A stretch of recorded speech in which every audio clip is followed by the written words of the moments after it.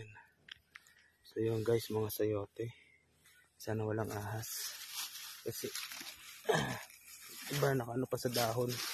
Ayan. Ko alam. Sa sobrang dami, hindi na nila pinapansin dito.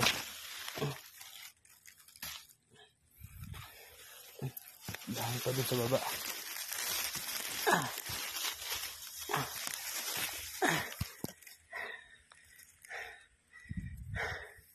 Akit pa tayo sa taas guys. Sukol na gubat. Yun, tayo pa sa baba.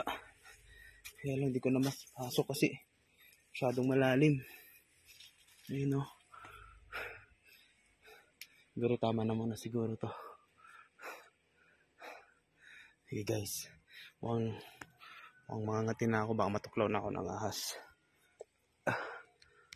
Okay, kaya pang bunga sa taas oh.